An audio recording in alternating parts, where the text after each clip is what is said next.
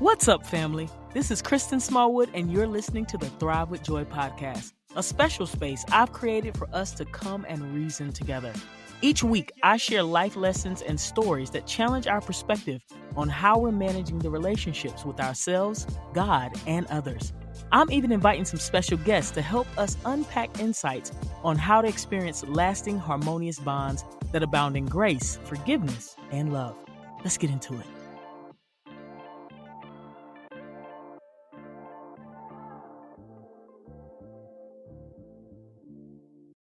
What's up, family? Thank you for sticking with me through another season of the Thrive with Joy podcast and for joining me back in the room for the last episode of season 2, The Pursuit of Contentment. Now, my dad is this real nostalgic kind of guy. Like, he loves walking down memory lane and reliving the days of yesteryear. I'm convinced that he believes that if people can just remember the good old days from their past, they'll make it through anything they're going through today. If they can just look at a video or sift through some pictures or find some old memorabilia that reminds them of better times, then they'll find the hope and optimism they need. It is something about tapping into those old memories that he believes is the secret to life. So whenever it's time to celebrate somebody's birthday, my dad is always trying to encourage us to pull together pictures so that we can put together a visual. It never fails. It never fails because in his mind, you have not fully celebrated your birthday unless a pictorial display of your life from childhood to now has been pieced together in a PowerPoint presentation. I mean, if there is not at least 27 slide presentation with images showing you from when you was a baby sitting in somebody's lap in a onesie to a more recent picture that you may have taken just 3 weeks before your birthday, he feels like you've been slighted. He feels like you have not been properly honored for your time here on earth. I mean, my brother's birthday was coming up, right? And the plan was just to host a small dinner for those family members and friends who were in his local area because it was short notice and we knew we didn't have the time or resources to organize something bigger and get everybody involved, right? We have a huge family and it would have taken way more time and energy than we had available. So we needed something that we could pull off with minimal effort in a short amount of time. So my dad starts inquiring about what the plans are for my brother's birthday. And I'm like, listen, at this point, we're going for low effort and high impact. Okay. I'm talking about food, cake, presents, and some good fellowship. That's it. That's the plan. He was like, okay, I'm good with that. But what about the presentation? We still need to do that. We have to figure out how to get the pictures together and put it on a screen somewhere. And I'm like, yeah, but we might be outside. If the weather permits, we might can secure a couple picnic tables under a shelter. He was like, yeah, we just need to put it outside then. Call your sister and see if she has a screen that we can use outside so we can show the pictures outside. It's a milestone birthday. We got to have pictures. I'm like, okay, all right, fine. I know him. He is serious about this thing. So I have to at least humor him, right? I know I'm going to have to put forth some level of effort to make this thing happen, or he's going to be very disappointed. But I decided to delay the task for a while, hoping he would forget about it, right? Well, I guess I was taking way too long to confirm whether or not we were going to be able to have this grand viewing of my brother's life in picture form in the park. So he starts texting me 10,000 images from where he has taken pictures of pictures from his photo albums that he wanted me to include in this slideshow. Half the pictures was cut off. Some of them I couldn't even recognize who was in the picture. And then you had those images that were too shiny because of the reflection that was bouncing off the clear film from the photo album he was taking pictures of. I finally surrendered my will and decided to actually try and honor my dad's request to build and display this birthday presentation. So I start going through the pictures on my phone and I'm rifling through my photo albums and I'm trying to find the best pics to help share the story of my brother's life. While I'm surfing through all of this stuff, I came across a couple pictures of me and some family members at a funeral. Now, I'm not sure who took the pictures or how I ended up with them, but there was something about them that stopped me dead in my tracks. As I'm observing these pictures, I notice that we are at the gravesite and I can see the opening where the casket will be lowered into the ground. Now, there are several of my family members in this picture, but my eyes fixated on me, one of my sisters, one of my cousins, and a family friend. Now, we all look to be in our mid to upper teens at this point. On the first picture, the casket is still harnessed above the ground, sitting on the ropes, waiting to be lowered, right? We're all sitting on the edge of our seats in the first row of chairs in front of this casket, and we have somehow formed this semi huddle. Now, I have no idea what we were talking about, but whatever it was, it had to be good because we were all smiling.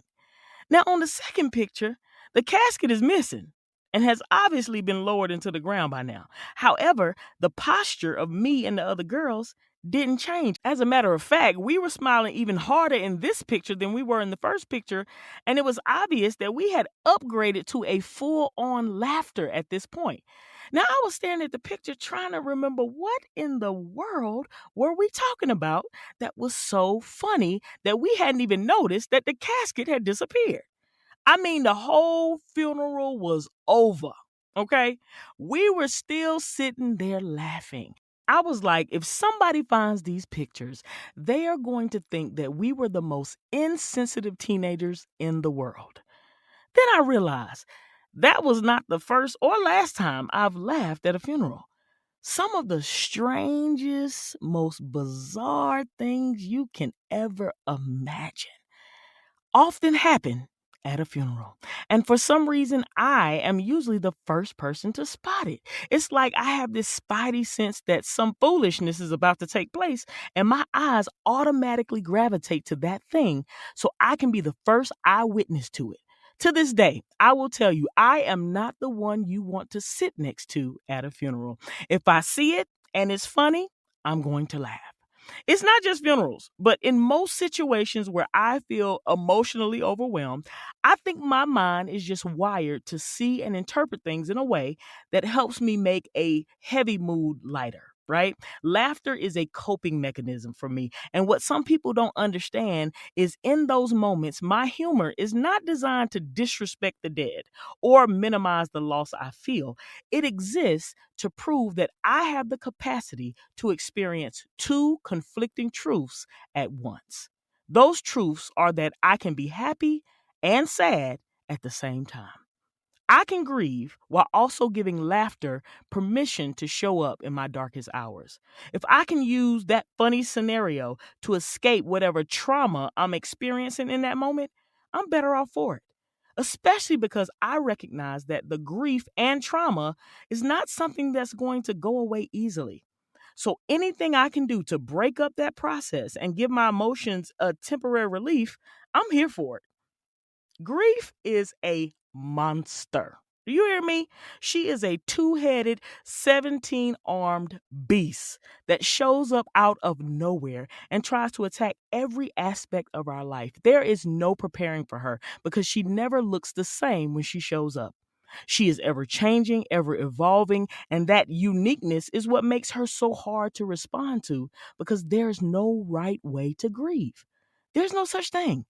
Everyone grieves differently, and very rarely do people grieve the same way to different losses. Grief has many faces and many triggers, right? The death of a loved one is obviously the biggest grief triggering moment that we can experience. However, grief is our natural response to loss. So anytime we lose something, we can be easily launched into the many stages of grief. The loss of a job, the loss of a relationship, the loss of a dream or a goal, the loss of material things, the loss of your independence, the loss of safety or trust, or just the loss of hope, which I feel like many of us in this country are grieving right now. All of these things that are outside of our control can easily cause us to fall into a state of suffering and agony over what was, even when that loss is for a good reason. There are some parents who grieve when they become empty nesters, as they feel like they've lost their sense of purpose. Sure, they're excited about the fact that their kids are growing up and becoming adults they always knew they would be. It doesn't mean that it's any less painful having to think about reinventing yourself. Your entire identity may have been wrapped up in being so and so's mom or so and so's dad. Now you have to think about who you are and who you want to be outside of parenting on a daily basis. It can be a trigger for grief. Some people grieve the loss of toxic relationships. They knew that person wasn't good for them, and being free of that drama is a good thing. But the idea of singlehood and the loss of companionship may be frightening to them, so they grieve that loss. It can be something as simple as grieving the loss of your former self. Now, while my father loves to look at old pictures and reminisce on what was, not everyone else feels that way. Some people don't want to see what they used to look like and how they used to live because it may trigger them to grieve the life they once knew when they were younger, full of energy, and possibly several pounds smaller, right? They might not want to see that. The loss of their youthfulness may cause them to grieve and fail to appreciate the fullness of their older years. Anything that forces us to have to adapt to a new reality can be a trigger for grief. And if we're not careful, can send us into a whirlwind that we spend the rest of our lives trying to recover from. As diabolical as grief is, it doesn't erase all of our emotions. Grief and contentment can coexist in our lives, much like a broken clock. Think about it. On one hand, there is the dysfunction that exists from the brokenness of the clock. The hands don't move anymore, the batteries are drained, the motor isn't working, and you can't hear the seconds ticking away to indicate that the day is moving forward. Everything feels useless, and the clock seems to have lost its purpose.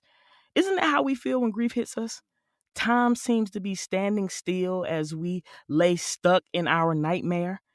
Everything around us seems to be moving forward and moving on, but yet we feel off rhythm and out of sync. But the beautiful thing about the clock is that in the midst of all of that, at least twice a day, everything is right. The hands are in the proper position, displaying the accurate time. It doesn't even matter that all of the other things are not working.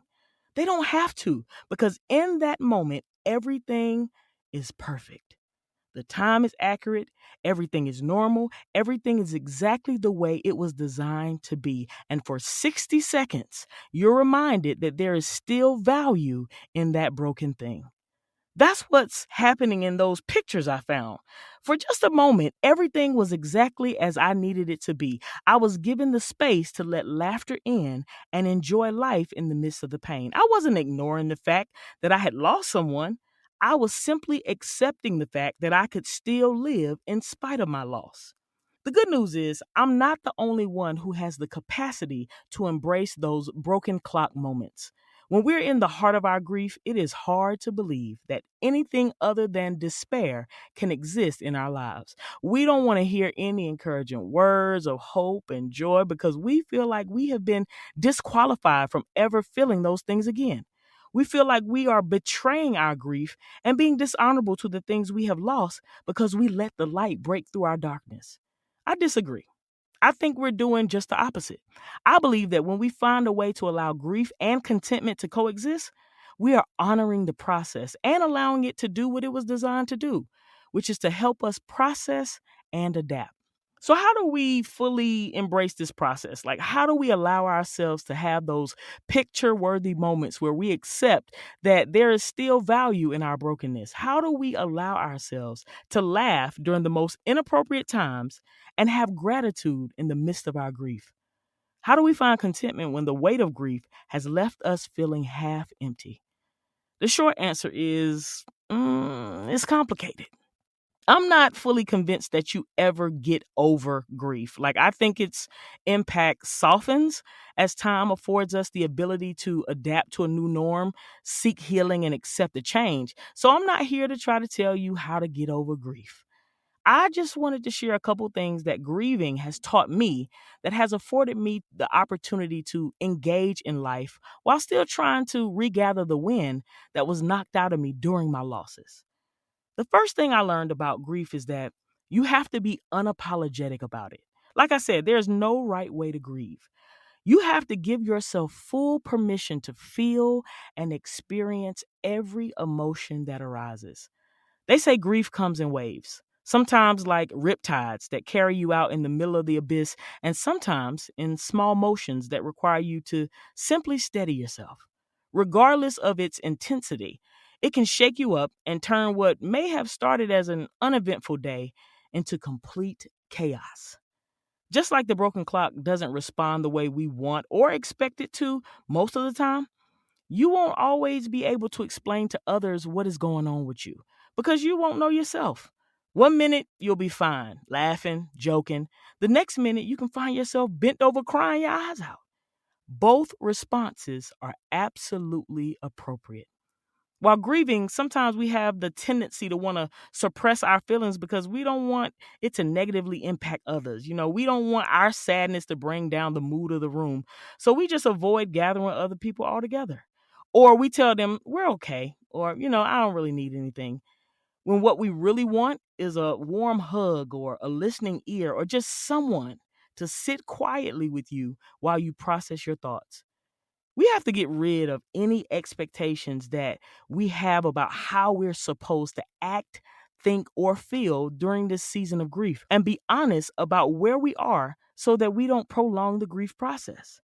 Being unapologetic means that you commit to allowing every emotion to exist and being courageous enough to mourn on your own terms without shrinking your pain to make other people more comfortable. The second thing I learned about grief is that you have to find your anchors, both internal and external. Anchors are those people, places, and things that offer us support, stability, and a sense of security. Those internal anchors can be something like your faith that encourages you that God has the ability to keep your mind in perfect peace, even when your situation says you should be going crazy. It could be your resilience that reminds you that you're a survivor who can handle hard things. One of my internal anchors is my sense of humor that allows me to sit front row at a gravesite and still find something to smile about. Those external anchors can show up in the form of small routines or hobbies that help keep you grounded when everything seems to be falling apart, like spending time with your friends or exercising or going to church or getting a massage, reading a book, just taking a walk. Things that create some sense of normalcy for you and allow you to reconnect to your everyday life when you seem out of sorts. And of course, you want to anchor deep into the people in your life that you know will help hold you together. The reality is, some of our family and friends that we heavily depend on won't always know how to support us during our time of grief. It's not from a lack of care, it's mainly from a lack of knowledge. Grief is something you experience, not learn. So most people don't know how to deal with it, let alone help others deal with it. I've been guilty of saying and doing some of the stupidest stuff when I was trying to help someone who was grieving. The best way to get the most valuable support from the people that you desire to lean on during your time of grief is to be open about your needs as they change. It's also fair to tell them what you don't need. If you don't want them to walk on eggshells around you or avoid talking about what it is you lost for fear they might trigger your emotions, tell them. If you don't want them to try to fix the problem or try to make sense of what's happening, tell them. If you just want them to text or call you every now and again just to check in, tell them. If you want them to give you space and let you engage them when you're ready to talk, tell them that too. Trust me, those who love you will understand and appreciate the fact that you set the guidelines for how you would like for them to support you. They want to help you in the best way possible, and sometimes you have to help people help you. The last thing I learned on this grief journey is honor what you've lost. That person, that thing, that time of your life meant something to you. It is forever ingrained in the story of your life. Even if it was a bad experience, it played some role in helping shape the person you currently are. Honor that. You don't have to stop talking about it or them. If you're grieving the loss of your youth, pull those old yearbooks out and celebrate what you were able to accomplish during those times. Remember those friends you used to get in trouble with, and remember how good it was not to have to pay bills, okay? If you're grieving the loss of a job, go back to that resume and celebrate all those skills you acquired during your time there. You may have lost the thing, but you didn't lose what that thing meant to your life. celebrate that. If you're grieving the loss of a loved one, celebrate their birthday and honor them during those special occasions. They say grief is a reflection of love, right? You don't grieve things that didn't matter to you. Honoring those people and things we grieve allows us to continue to carry them with us and keep the memory of them alive. Now, my dad might have been onto something. His endless excitement for watching a PowerPoint life reel could be the key ingredient to building the resilience and inner strength we need to swim the murky waves of grief. Maybe there is some power in recalling the memories of old and using them to thrust us into better days. So, can grief and contentment really coexist? Sure, like a broken clock. There is no ideal time frame for how long it will take you to fully process your grief. Having contentment during this process simply means that you're hopeful that at the right moment, everything will line up in your favor. Some believe that a broken clock represents the fact that time and life don't always move as expected, and yet there are still moments where alignment occurs. My prayer for you is that even in your broken state, you are aligned to endless moments of peace and healing, and the wholeness you seek will come right on time. Thank you so much for listening. If you enjoyed this episode, make sure to share it with a friend. Post about it on social media, or feel free to leave a rating and review. And of course, follow or subscribe to the Thrive with Joy podcast on your favorite streaming platform, Spotify, Apple Podcasts, iHeartRadio, or wherever you get your podcasts, to make sure you're notified when new episodes are available. All new episodes are released on Mondays. Until next time, family, I pray that God bless you to live in peace and thrive with joy.